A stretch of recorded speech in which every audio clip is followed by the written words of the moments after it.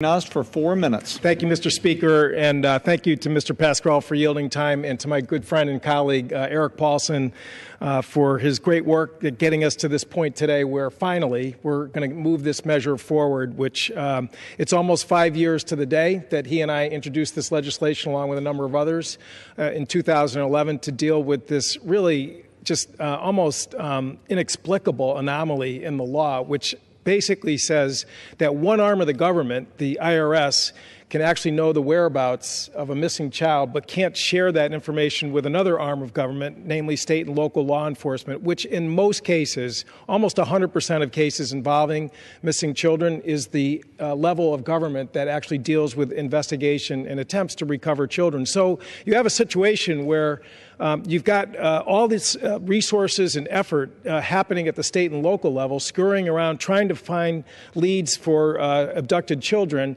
and yet the government is sitting on information in terms of tax returns that were filed with the Social Security number of the child that was missing or the suspected abductor, and yet the two levels of government can't talk to each other. This legislation will break down that barrier and allow, again, timely information to be shared so that the thousands of children, which we know from data that the Missing Children Foundation and other law enforcement groups have been sharing with Congress over a number of years. So, again, as was said earlier, the data is astonishing. 200,000 abductions are reported each year. 12,000 tend to last longer than 6 months.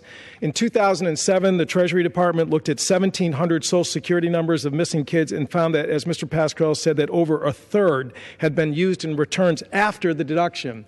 For some, it's really kind of hard to imagine how an abducting relative or even stranger could have the nerve to file a tax return and claim the Social Security and child exemption for the child that they have in their possession. But the data shows that, in fact, that happens. It may be because they are anxious to get the refund. It may be because they don't want to be violating a second set of laws in terms of not filing a tax return.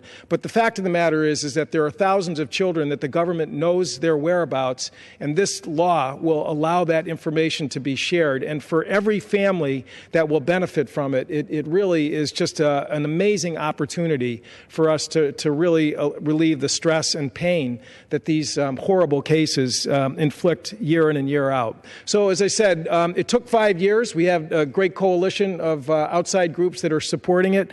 As Calvin Coolidge once said, nothing in the world can take the place of persistence. The slogan, "Press on," has solved and always will solve the problems of the human race, and this, I think, is an example of it. It took 5 long years, but the House is now poised to move forward on H.R.